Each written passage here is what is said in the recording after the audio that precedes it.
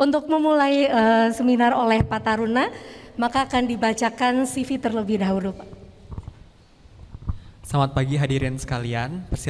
Saya mohon waktu dan tempatnya sebagai asisten MC untuk membacakan CV dari Pak Taruna Kusmaryuda Kusmayadi atau yang kita kenal juga dengan Panuna.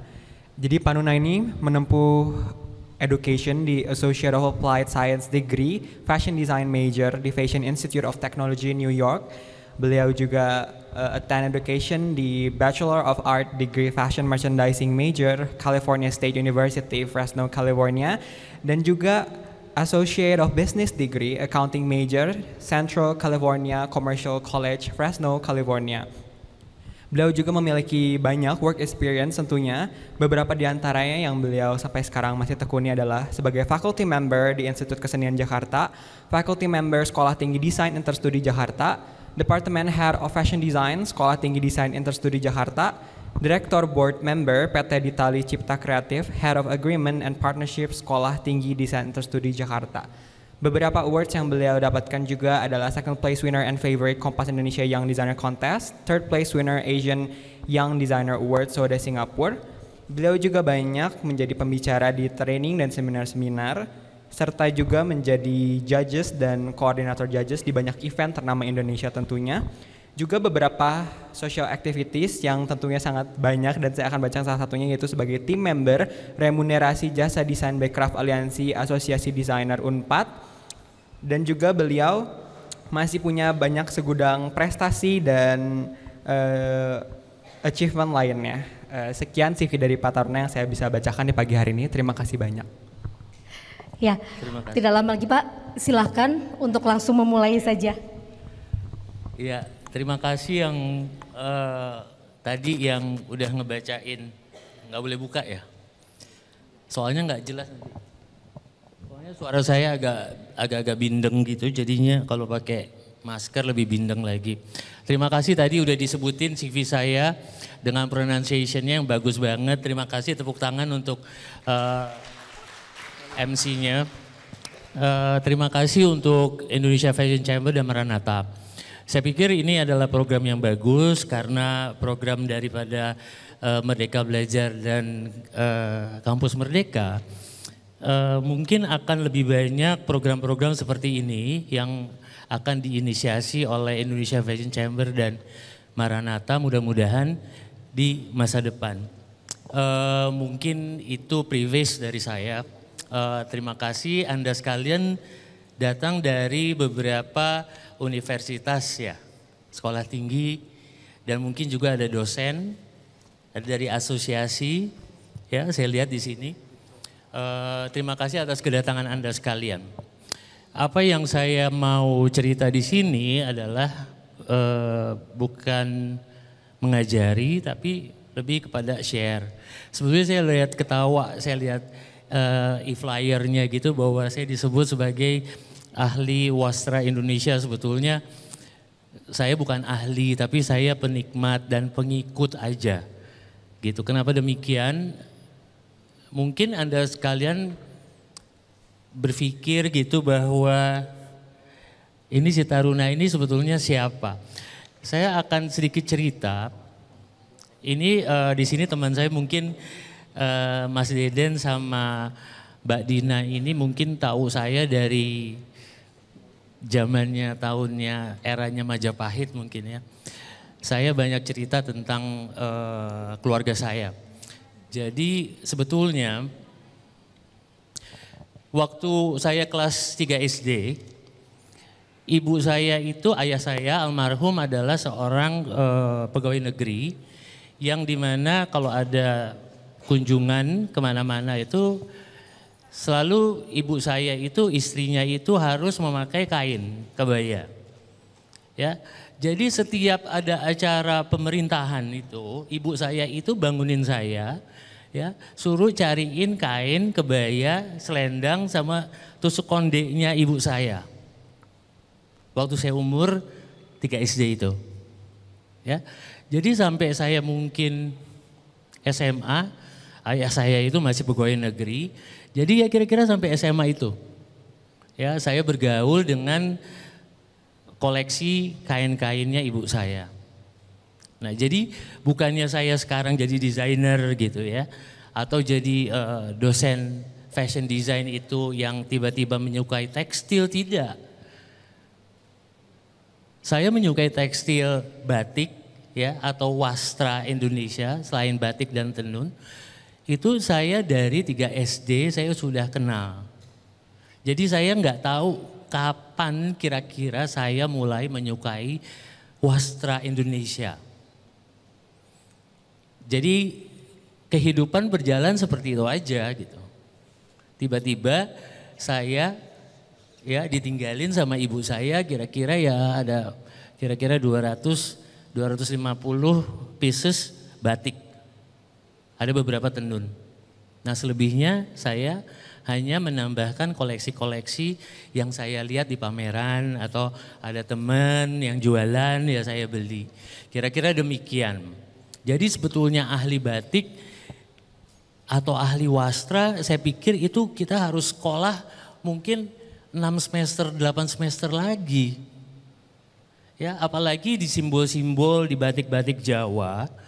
Ya, simbol-simbol yang memiliki filosofi itu nggak bisa dipelajari 1 semester. Ya, saya punya teman, ya, teman ini pinter sekali ya, keluarganya scholars ya. Nama beliau adalah Ibu Suliantoro. Ibu Suliantoro ini ya adalah penerjemah ya kalau nggak salah, atau ahli ya dalam bidang motif simbol-simbol filosofi daripada batik Jawa. Dan beliau baru wafat. Nah, kita ngebayangin ya seorang ibu yang umurnya 80 sekian itu ya ahli filosofi simbol daripada batik. Nah, jadi kita bisa tahu bahwa ahli daripada itu harus mengalami pembelajaran yang lebih jauh lagi. Ya, itu kira-kira preface saya, kelamaan ya preface-nya. Oke. Kenapa kita bicara tentang kekayaan tekstil? Karena sebaiknya kita harus tahu apa itu Indonesia. Silakan.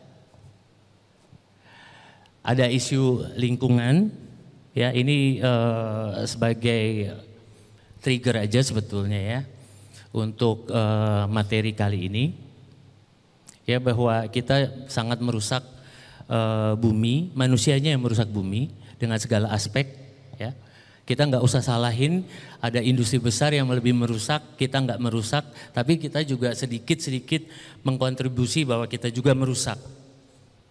Selanjutnya. Industri tekstil dan fashion yang kini di bawah pengawasan yang makin ketat dengan proses pengembangan yang tidak ramah lingkungan itu harusnya tidak terjadi. Ya karena apa? Karena akhirnya menurut PBB ya kita membatik, kita menenun ini termasuk pekerjaan yang melindungi alam. Seharusnya sustainable. Ya, kita melindungi budaya, ya kita harus memulai dengan prosesnya itu proses yang melindungi alam, tidak merusak alam. Ya, kita sebagai calon generasi penerus harus tahu, ya jangan ada ignorance atau ketidakacuhan ya terhadap lingkungan dan budaya. Kira-kira poin yang akan saya kemukakan seperti demikian. Next.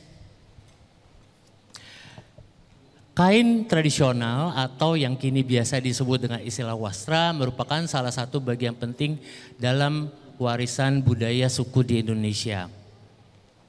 Ya, ada nggak yang nggak tahu wastra itu apa? Mungkin ada yang tahu? Wastra itu baru populer kira-kira 5 tahun yang lalu kali. Ya, tapi sebetulnya wastra ini adalah bahasa Sanskrit ya atau Sanskerta yang artinya kain, ya tapi bukan kain printing yang kita maksud di sini. Ini kain tradisional. Ya kenapa Indonesia begitu kaya gitu? Ini seperti yang sebelah kiri saya. Ini saya random ya. Ada beberapa dari koleksi ibu saya, ya umurnya kira-kira tahun 70-an gitu. Ibu saya pakai kain. Jadi kira-kira umurnya 50-an tahun, dibikin, ditaruh di toko kira-kira 5 tahun ya. Jadi mungkin 65 tahun. Ini adalah corak yang paling sederhana. Ya, ini disebut batik pesisiran. Ya, bahasa Inggrisnya coastal batik. Ya, kenapa pesisiran? Ya, karena motifnya itu tidak memiliki filosofi. Tidak memiliki arti yang mendalam ya dalam kehidupan. Ya, seperti kita ketahui batik Jawa yaitu batik Solo atau Jogja, ya disebutnya mainland batik. Ya, kita bisa lihat warna-warnanya ini lebih konsisten. Ya, motif-motifnya lebih disiplin dibandingin motif daripada Cirebonan ini. Ini Cirebon. Ini tulis. Ya. Kalau misalnya yang backgroundnya warnanya seperti ini, ya kecuali putih disebutnya apa? Disebutannya kalau putih itu tembokan.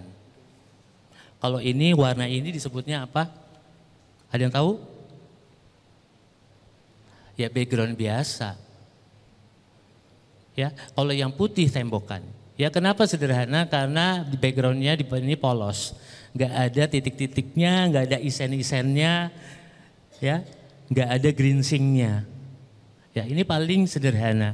Ini batik dari coastal atau pesisir, ya seperti Cirebon, seperti Madura. Ini Madura. Madura juga pesisir ya.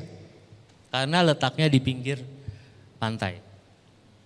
Bagus, ada pengaruh Islamnya.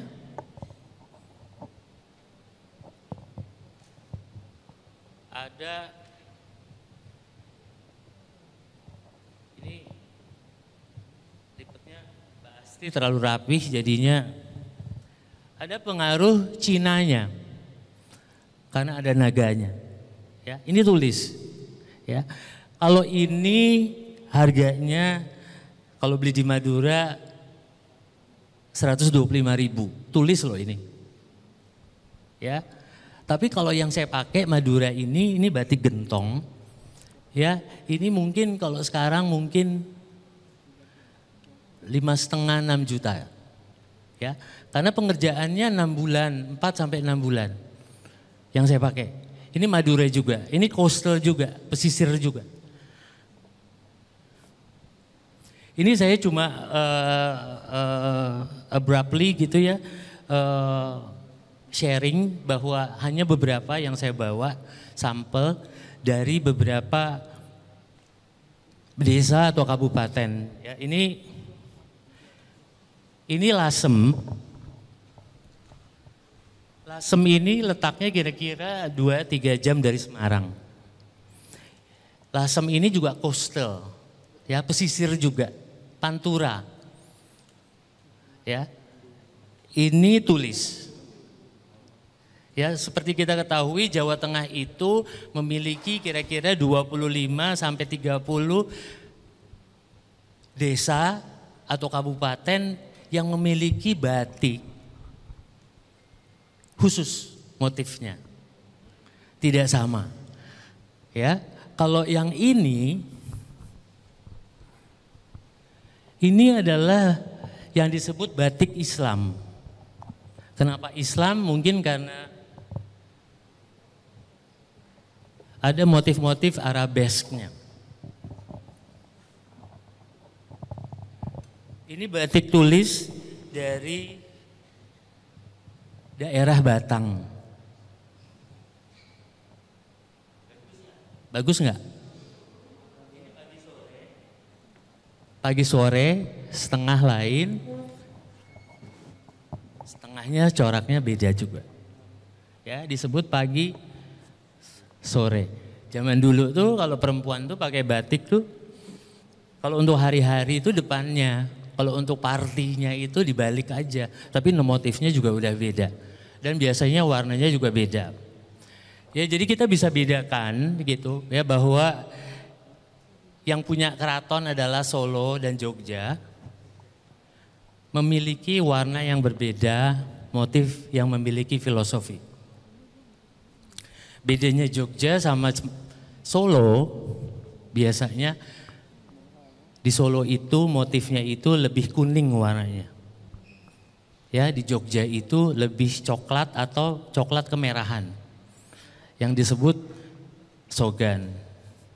Ini juga punya ibu saya, ini umurnya kira-kira 70 tahun deh. Tapi memang saya urus sih, ya, saya cuci juga, tapi nggak boleh dijemur, ya. Ini dari daerah mana? Ada yang tahu? Hah? Ini motif asalnya rangrang. Dari mana? Hah? Rangrang itu dari Lombok. Bali itu etalase jualannya. Ya, jadi ada tenun-tenun Bali yang banyak diproduksi sebetulnya di Lombok. Ya. Kalau ini rangrang itu motifnya, tapi buatannya adalah troso di Jepara. Kalau Anda sekalian beli rangrang yang asli, ini teman saya lagi pakai di sini. Mas Deden, coba berdiri sebentar. Nah, ini rangrang yang asli, guys. Ya. Ah, itu modelnya cakep banget, keren. Atur nuhun, ya. Nah, kalau ini rangrangnya ini yang buatan troso. Tadi saya ada lihat juga ada beberapa yang pakai bawahan ikat, tapi ikat troso. Kalau ini harganya segini ya, 180.000. Kalau Mas Deden mungkin mahal ya? Hah? Enggak? Oh, beli di pelabuhan, biasanya duty free shop mahal loh. Ya, duty free shop. Ya, jadi di NTT itu banyak sekali tenun,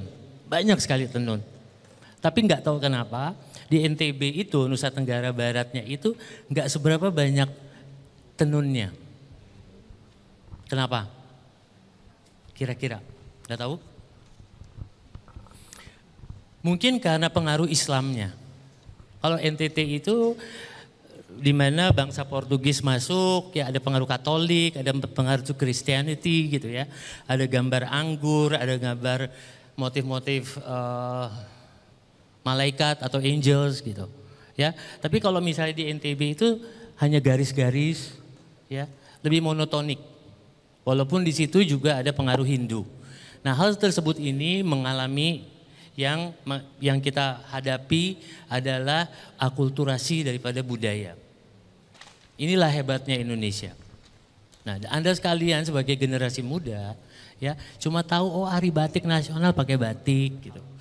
Ya, atau hari sarung nasional pakai sarung gitu. Tapi maknanya itu kita tidak dapat. Oke, next. Ini nanti kalau ada yang mau teksnya juga boleh, ya, slide-nya juga boleh, silakan. Wastra atau tekstil artinya sama, yaitu kain. Hanya proses pembuatannya yang membedakan. Ya, kalau kita bicara tentang tekstil printing dari misalnya pabrik besar sini, Sritex misalnya, atau dari Dahlia Tex atau apa, ya itu kita nggak bicarakan. Yang kita bicarakan adalah wastra nasional. Next. Ini adalah beragam macam, ya. Jadi kita ada jumputan juga, ya, saya nggak bawa sampelnya, ya. Atau disebut sasirangan, atau disebut cinde, ya. Di kain Jawa disebut cinde, atau disebut shibori, ya, bahasa Jepang, ya, kerajinan tangan Jepang. Ada songket, ya. Ini songket. Di Bali juga bikin gini juga, disebutnya songket. Jadi songket itu bukan yang dari benang emas saja, tapi prosesnya songket. Atau di tekstil itu disebutnya jacquard. Ya, ada yang tahu jacquard? Ya, jacquard itu ada juga yang dibuat dengan mesin, ada yang setengah mesin, ada yang pakai gedok. Gedok itu tahu apa? Mungkin ibu guru pada tahu ya gedok itu. Gedok itu alat tenun yang ditaruh di pinggang, kayak digendong gitu, itu gedok. Itu lebarnya kira-kira nggak bisa lebih dari 65 cm. Ya, tapi kalau alat tenun ATBM itu biasanya 115 panjangnya. Kalau gedok itu ngerjainnya di lantai. Ya, yang ngerjain biasanya perempuan. Nah, jadi ini industri ini tuh penting banget bagi perempuan. Karena menambah income keluarga, ya mempertahankan budaya. Ya, tapi kalau dijual ditawar sama kita. Yang ngerjainnya 1 bulan sampai 6 bulan. Paham ya? Paham. Sekarang songket dibuatnya di benang sutra yang halus. Jadi nggak sekaku ini sebenarnya. Tapi yang seperti ini juga masih mahal. Next. Ini teksnya kita bisa baca nanti.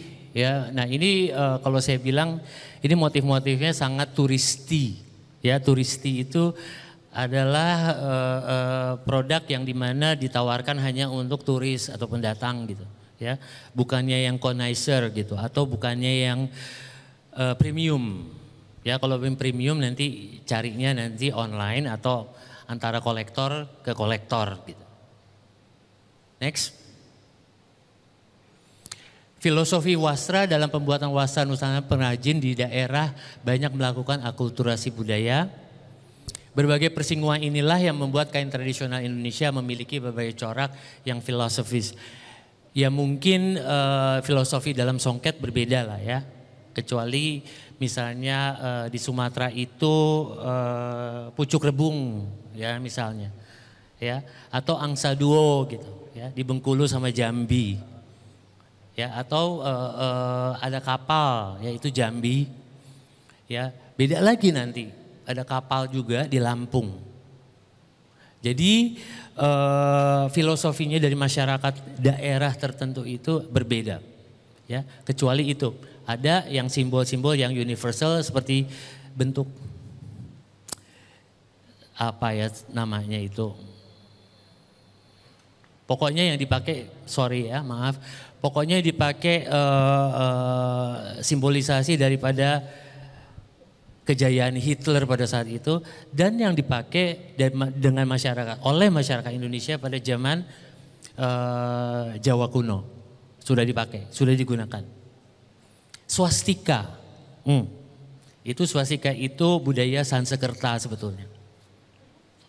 Selanjutnya bercerita tentang keseimbangan. Ya silakan. Kain tenun Toraja misalnya merupakan simbol khas dengan adanya ketertarikan antara manusia dengan alam. Dan lingkungannya dan menjadi satu warisan leluhur yang masih dijaga kelestariannya sampai saat ini karena memiliki kedudukan yang sangat tinggi dalam budaya Toraja. Sebetulnya gini, ini lucu juga ya, saya tuh pernah pergi ya ke satu tempat, terus udah gitu saya beli kain, katanya kainnya kain Toraja. Ya, tetapi ternyata ini bukan kain Toraja. Ya, ini kainnya ini Sulawesi Barat ternyata. Toraja ada di mana? Ada yang tahu nggak?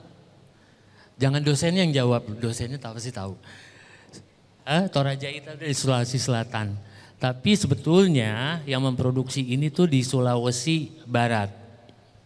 Sulawesi Barat itu tadinya Sulawesi Selatan. Ini bagus banget nggak? Bagus nggak? Bagus. Ini saya belinya murah. Tapi kalau misalnya ada yang pernah ke KKI nggak? Pameran kemarin di Jakarta, ada nggak? Yang diselenggarakan oleh Bank Indonesia itu saya lihat ini ya. Mungkin antik atau setengah tua saya nggak tahu. Harganya kira-kira 12,5 juta. Kalau ini saya nggak beli segitu. Saya belinya 800.000 kali. Ya. Tapi nggak apa-apa lah, mirip-mirip lah ya. 11-12. Walaupun antik juga saya juga nggak bisa bedain juga mungkin ya. Oke. motif pada kain tenun Sumba seperti ini juga, gaya-gayanya seperti ini, primitif ya. Pengaruh apa? Pengaruh primitif budayanya mereka, pengaruh Polynesian ya, Melanesian, sama apa? Sama Portugis. Sama yang saya bilang ya, Catholicism ya atau Christianity gitu. Next. Berikut berbagai macam wastra. Ada lagi, ada batik, ada tenun, batik, silakan Pak, ya batik, kita udah tahu ada batik tulis, ada batik cap, ada batik cap perunggu atau koper, ada batik cap kayu, ada batik print ya, motifnya batik, prosesnya adalah seperti kain biasa. Ini batik yang pesisirnya biasanya warnanya terang, ya motifnya bebas, tidak ada arti-arti tertentu. Jadi kalau motif Jawa Tengah yaitu Solo atau Solo atau Jogja itu ada simbol-simbol untuk pernikahan, untuk kelahiran, untuk kematian, ya, untuk bayi yang di akikah apa? Akikah kayak kalau di Kristianiti mungkin pembaptisan ya. Itu ada juga kain-kainnya juga. Jadi betapa kehidupan benar-benar disimbolisasikan dalam bentuk batik di budaya Solo dan Jogja. Ada batik keraton yang saya bilang tadi warnanya coklat atau sogan. Batik pesisir yang warna-warni. Selanjutnya. Dan menggunakan canting, ya mungkin kalau Maranatha mengadakan seminar atau workshop, mungkin bagaimana membuat motif pada batik itu dalam 2 jam sesi mungkin akan lebih bagus, benar-benar hands on, kita belajar bagaimana mencintai budaya sendiri dengan mempraktekkannya. Kira-kira demikian. Next. Ini alat-alatnya. Yang kiri adalah stempelnya, stemnya atau alat untuk cap. Nah sekarang ini perajin batik itu nggak suka dengan capnya itu yang lebar-lebar, yang gede-gede kayak flower bouquet tahu, yang disebut buketan. Ya, itu biasanya bunganya besar-besar. Ya, itu capnya tuh satu, gede gitu. Nah biasanya perajin sekarang gak suka pakai cap yang terlalu besar. Jadi mereka biasanya potong-potong jadi 4 atau menjadi 6. Jadi sebetulnya zaman dulu orang membatik itu kuat-kuat. Karena capnya itu besar-besar dan berat. Ya, we talking about metal ya. Ya, bahan perunggu atau koper. Next. Motif batik, ada motif yang Islam dengan Arab gundul atau batik besure. Ada gorga, ada batik dari Sumatera Utara. Saya juga nggak ngerti kenapa di Sumatera Utara tuh ada batik. Ya, kan filosofinya sebetulnya tuh kenapa batik itu timbul di Jawa gitu. Karena apa? Ada yang tahu nggak? Karena orang Jawa tuh sabar, ya, halus, sensitif, ya nggak? Makanya dia bisa bikin batik yang seperti ini. Ya, ini kayak gini nih jejaknya kecil-kecil gitu. Ya. Tapi kalau ngebayang nggak maaf gitu. Kalau misalnya orang Batak membatik, ya mungkin emosinya beda. Tapi ini mungkin ya orang Sumatera Utara itu yang dilatih oleh pembatik dari Jawa. Bisa juga seperti itu. Seperti batik di Sumatera Barat yang disebut batik tanah liat. Saya nggak tahu prosesnya gimana, katanya menggunakan tanah liat dalam membatiknya. Nah itu benar, imigran-imigran dari Jawa itu didatangkan ke Sumatera Barat untuk memulai industri tradisi membatik. Nah itu terkenal sampai sekarang, masih ada ya batik tanah liat dari Sumatera Barat. Megamendung dari pengaruh Cina ya dari Cirebon. atau Pringan, ini di Jawa Tengah juga, atau Pekalongan. Nah kalau tadi si Rangrang dari Troso Jawa Tengahnya ini, kalau Pekalongan itu trosonya untuk batik. Jadi Pekalongan itu bisa memproduksi baju batik-batik seperti batik-batik di Solo atau Jogja, tapi pada waktu bersamaan Pekalongan juga bisa memproduksi batik-batik gaya Cirebonan atau Tasikmalaya atau berdasarkan pesanan. Ya, malah salah satu pembatik yang dari dulu mereknya masih ada, ya, Su Chun itu masih ada di Pekalongan. Nah, si anaknya Bapak Usucun ini, ya, menerima batiknya itu hanya sekali-sekali karena apa, prosesnya itu bisa waiting listnya itu 1 sampai 2,5 tahun. Harga batiknya juga murah kok, ya, antara 25 sampai 60 juta rupiah. Hebat nggak? Ada yang pakai? Ada. Ya, jadi kalau misalnya Anda sekali generasi muda kayaknya saya nggak bisa deh, nggak mampu seperti itu. Tidak.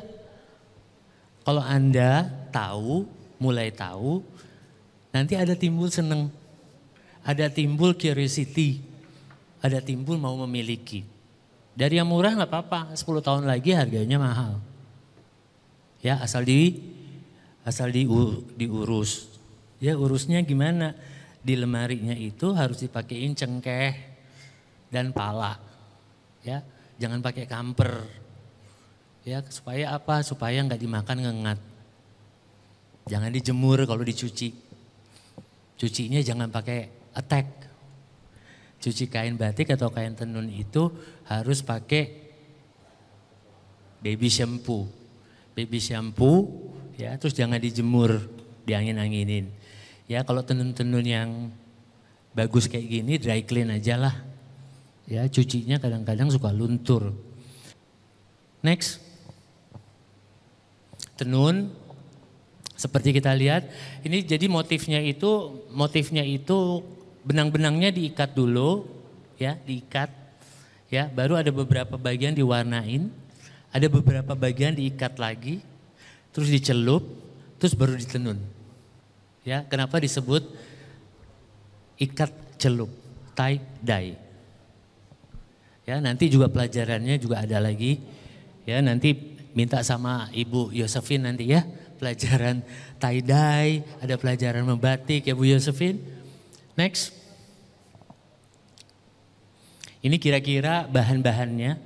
Yang kanan adalah ATBM, alat tenun bukan mesin, ya, yang lebar bahannya 1,15 meter. Next, ini bahannya kapas. Ya, kapas sangat disayangkan, kapas kita itu biasanya masih impor. Ya, tapi ada beberapa daerah di NTT yang memproduksi perkebunan yang memproduksi kapas. Ya, kalau kapok, ya kapok tahu ya, pohon kapok itu menghasilkan kapas tapi seratnya pendek. Jadi nggak bisa dibikin serat untuk kain tenun. Next, ini dari kekun, ya. Penghasil sutra, ya sutra itu dihasilkan kekun dari mananya sih sebetulnya? Ada yang tahu? Hah? Antara nggak tahu sama kayaknya udah ngantuk ya. Dari air liurnya si ulat sutranya, ya. Next, ada akar serai wangi yang dibikin jadi serat. Benang, ada lilin sarang lebah yang digunakan untuk memisahkan antara benang-benang yang kusut. Kalau udah dia kusut atau tangled itu biasanya sulit untuk diurai, ya, supaya memudahkan untuk mengurai dipakai wax, ya, atau lilin dari lebah. Next, bahan pewarna saya pikir ini akan terlalu technical banget. Next. Jadi percampuran antara warna anu sama warna anu menghasilkan pohon ini dan daun ini menghasilkan warna itu gitu. Ya kira-kira itu ada pelajaran tersendiri ya dalam pewarnaan alam. Motif tenun kita bisa lihat ciri-cirinya, ini hanya beberapa. Yang paling mahal adalah dari semua ini adalah geringsing ya. Geringsing itu memang dibuat di Bali dan pengerjaannya itu melalui ritual ya, sehingga perajinnya itu tidak bisa menghasilkan setiap saat. Ya, hanya mereka produksi hanya untuk kebutuhan adat. Jadi kalau dijual, kalau ada pun akan harganya mahal ya. Kayak kenapa sih saya ngomongin harga melulu gitu? Supaya sebetulnya bukannya supaya Anda membeli atau Anda merasa intimidating gitu bahwa kok harganya mahal. Tidak, supaya Anda dimotivasi untuk mencintai produk wastra itu. Gitu ya. Jadi ngerti, nanti kalau misalnya soal nanti ikat ke satu, ada double ikat, ada jenis konstruksi benang atau kain lainnya, Anda akan mendapatkan di kelas yang lebih dalam lagi daripada arahan atau sharing dari saya. Saya pikir itu aja, mungkin ada lagi? Ada lagi Pak? Apa masih ada waktu atau? Masih ada waktu 5 menit lagi Pak. 5 menit lagi? Iya. Bener nih? Iya, bener, setelah itu akan dilanjutkan dengan tanya jawab ya Pak ya. Oh iya? Iya. Tapi kenapa saya tuh kayaknya udah ngerasa seret gitu kayaknya ya. Oke, next Pak Andi. Ya. Motif tenun tuh macam-macam, tapi saya pikir yang seperti saya bilang tadi ya, ada motif yang berfilosofinya sangat dalam, tapi di luar daripada motif-motif songket Sumatera atau batik di Jawa Tengah khususnya Yogyakarta dan Solo, ya saya pikir motif itu karena apa? Karena perayaan sesuatu, ya. Ada misalnya, saya pernah lihat motif tenun dari Nusa Tenggara Timur yang motifnya itu anggur, ya. Di Indonesia kan nggak penghasil anggur ya, nggak penghasil wine, ya. Tetapi ada di sarungnya. Nah itu saya baca itu karena pengaruh daripada Portugis. Jadi Portugis itu masuk di Sumatera Barat tuh masuk Portugis. Di Indonesia Timur tuh masuk Portugis. Tapi yang tinggal budayanya yang lekat sekali adalah di Timur. Di Timur, sorry. Ya, termasuk Tanimbar, ya, termasuk Larantuka, termasuk banyak daerah-daerah di Nusa Tenggara Timur. Kira-kira di Nusa Tenggara Timur tuh ada 10 sampai 20 desa yang penghasil kain tenun yang tidak sama motifnya. Ya, hebat banget. Hebat aja. Dan ini juga PR untuk desainer bagaimana juga mengembangkan seratnya, motif maupun warna-warna yang mengikuti trend forecasting gitu. Nah itu gimana caranya memotivasi perajin. Nah itu nanti mungkin PR-nya Mbak Dina nanti akan menerangkan untuk trend forecasting. Selanjutnya Pak, ini ada motif-motif. Nah di Aceh beda lagi. Aceh ada pengaruh Portugisnya juga. Tapi Portugisnya itu kenapa orang Aceh, kenapa orang Aceh sama orang Sumatera Barat itu cakep-cakep? Tahu nggak? Karena Portugis juga masuk ke situ juga. Tapi pengembangannya menjadi Islamisasi di situ. Tapi kenapa lewatnya ke bawah ke timur Indonesia itu agamanya berbeda? Nah itulah kekayaan budaya kita. Ya, jadi selain kita mencintai kain, kenapa kita mencintai kain? Karena kita memiliki budayanya gitu. Tidak hanya memiliki budayanya, tapi kita memiliki filsafatnya gitu, filosofinya. Jadi nggak sembarangan kamu bikin bunga. Bunga pun ada artinya gitu. Paham ya?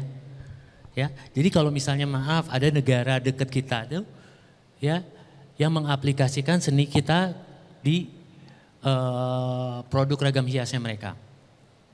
Ya, mereka bisa mendapatkan budayanya, tapi mereka nggak bisa mendapatkan filosofinya. Jadi Anda sekalian ini memiliki budayanya, memiliki warisan yang banyak, ya, dan memiliki filsafatnya. Itu yang membentuk kita. Oke, mungkin terlalu serius ya, terlalu berat mungkin ya. Next. Oke, ini motif lagi. Ayo selanjutnya, Mas. Pak. Songket. Pandesike saya nggak punya gambarnya. Lurik. Lurik tadinya ini adalah pakaian-pakaian abdi dalam ya, untuk abdi dalam di Solo dan Jogja. Tapi begitu jadi trennya, jadi budaya dalam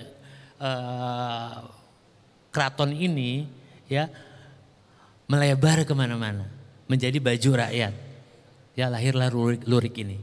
Ya menggambarkan apa ketaatan, ya menggambarkan kesetiaan, ya menggambarkan tidak nyeleneh gitu. Karena garis-garis lurus, ya warna-warnanya enggak menor. Warna-warnanya nggak menarik perhatian. Nah itulah orang Jawa, ya Jawa Tengah pada khususnya. Kalau kita bicara Jawa Timur ya beda lagi. Ya selanjutnya Mas, Pak.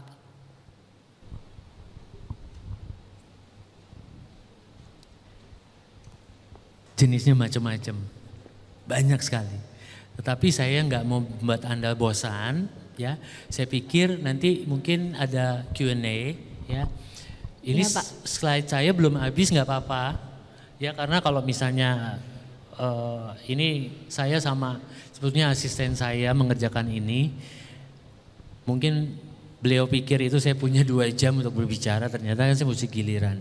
Ya saya pikir demikian presentasi dari saya, terima kasih. Assalamualaikum warahmatullahi wabarakatuh. Ya, terima kasih Pak Taruna. Bapak mohon masih bisa stay di depan karena akan dibuka untuk 3 penanya. Iya, boleh. Untuk materi Pak Taruna ini dipersilahkan kepada Bapak Ibu untuk mengajukan pertanyaan. Santai aja nggak apa-apa, santai gitu. Yang mau nanya boleh, dosen juga boleh nanya, Mbak. Iya, boleh nanya. Oke. Dipersilakan Bapak Ibu dan teman-teman, kalau ada yang mau ditanyakan. Kalau nanya dapat kredit point loh. Ya, ini saya di sini sama Ibu Kaprodinya loh soalnya. Nanti nyatet juga Ibu Kaprodi. Yang nanya itu namanya dicatat. Silakan untuk teman-teman mahasiswa juga. Mungkin belum panas ya Pak ya? Belum. Ya. Mesti senam dulu. Senam dulu. Ya udah nanti aja ditanya nanti bareng sama yang lain. Iya, silakan. Oh ada. Silakan. Oke baik, terima kasih. Saya Kiki dari Politeknik STTT Bandung. Ini tema yang sangat menarik ya, Pak Nuna. Ini tentang wastra. Nah tadi kan disampaikan bahwa wastra itu ada yang memang full of filosofi, ada yang memang ya sudah motifnya nggak ada filosofinya gitu. Nah terus gimana nih caranya kita bisa membedakan bahwa oh ini wastra ini memang untuk tujuan tertentu dan ada filosofinya. Jadi bagaimana misalnya kita sebagai pengguna nggak salah pakai atau tidak salah kostum misalnya kayak gitu. Membedakannya seperti apa? Apakah ada ciri khusus yang misalnya bisa jadi clue barangkali ya bahwa oh ini nih kalau yang filosofi ini pasti seperti ini gitu. Bagaimana membedakannya? Iya. Terima kasih. Iya, terima kasih atas pertanyaannya. Mbak bukannya mahasiswa kan? Oh iya, pantesan aja pertanyaannya keriting ya. Oke, gini, kalau misalnya ini bentuknya bebas nggak? Motifnya maksud saya. Motifnya bebas nggak? Apa pengulangan? Mesti sabar nggak ngerjainnya? Hah? Ya kan? Dan kalau misalnya kita ke pasar ya, ada batik yang kayak begini ya, saya nggak bilang mirip ya, yang seperti gini harganya 40.000. Kira-kira batiknya itu bisa dipakai apa nggak bisa dipakai? Kira-kira punya filosofi apa nggak punya filosofi? Kalau batik untuk kematian misalnya, maaf ya, nggak akan dijual untuk print yang 40.000 mungkin. Nah itu salah satu clue. Ya. Nah yang kedua, kalau kita nggak bisa ngebedain, kita mau pakai batik yang mahal ya seperti ini gitu misalnya. Ya, bukannya saya sombong ya, ini soalnya tulis ya. Ini mungkin bisa belinya di toko batik yang memang terkenal untuk batik-batik Sogan tulis seperti ini. Mereka biasanya orang Jawa Tengah, Jogja yang mereka tahu filosofinya seperti apa. Ya. Nah, kalau misalnya coastal atau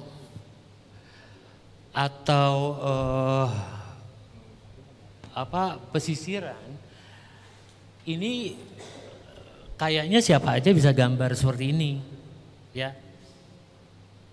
Dia nggak perlu seseorang seperti Ibu Suliantoro untuk membatik seperti ini. Dan biasanya mereka ini membatik trendy gitu. Trennya apa? Oh trennya sekarang Jepang masuk ke Indonesia, ya.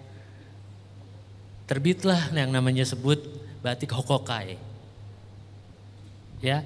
Atau pemerintah Indonesia itu baru mengadakan helikopter, ya. Terus tiba-tiba di batiknya ada helikopter. Pernah lihat nggak? Batik ada helikopternya. Hah, pernah nggak? Atau batik, ya, yang ada perempuan Belandanya, ya, batik Cirebon. Nah itu pengaruh dari masyarakat melihat si noni-noni Jepang, noni-noni Belanda itu datang ke Indonesia. Nah kalau batik mainland ya, batik bangsawan, nggak ada seperti itu. Adanya lereng, adanya ceplok, adanya kaung, ya seperti itu. Ya lereng juga macam-macam, ada lereng rusak, ada lereng bener. Ada galaran, ada dan liris, ya. Kalau dan liris itu garis yang miring-miring tuh dan liris namanya. Lebih tradisional, lebih disiplin, lebih pengulangan, lebih Sogan. Nah, kira-kira cluenya itu. Kalau mau dipakai yang mana? Pakai yang murah. Kalau yang mahal itu mungkin untuk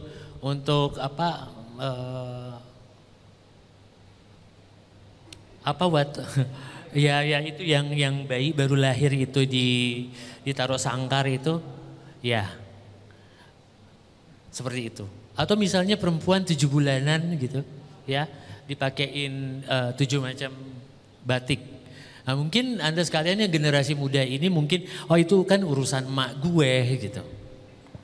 Ya mungkin dari sekarang kita tanamkan untuk menyukai hal-hal seperti ini, untuk mencintai. Selanjutnya mencintai budaya Indonesia. Saya pikir agak ngejawab ya.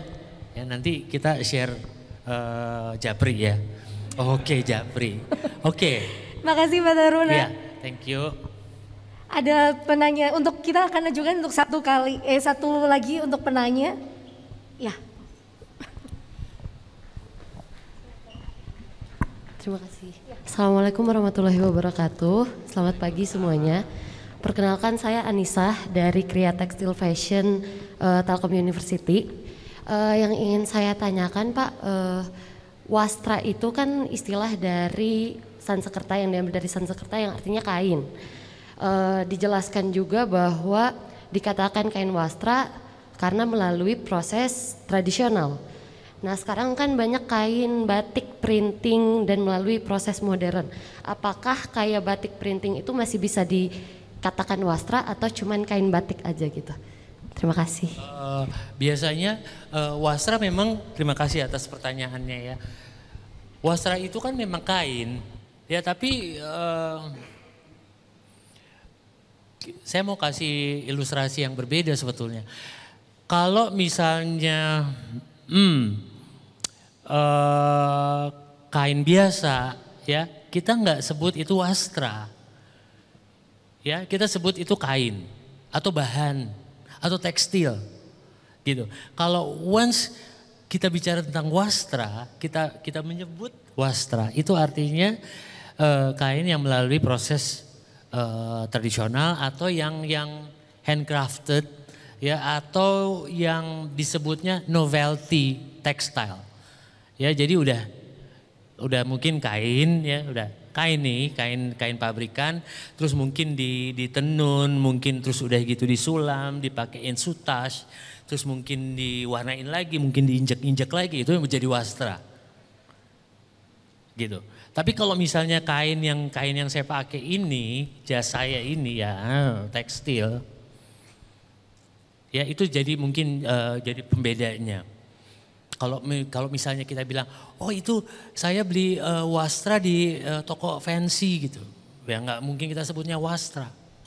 Ya kita sebutnya mungkin lace gitu atau brocade gitu atau satin, shantung. Memang ini juga ada mungkin ini juga di luar daripada konteks itu adalah mahasiswa itu sering menyebut ini bahannya apa, bahannya chiffon Cerruti. Hah? Ya, Nino Cerruti itu adalah seorang desainer Itali yang tidak menjual tekstilnya itu di toko tekstil di Pasar Baru itu harga 40.000 perak 1 meter.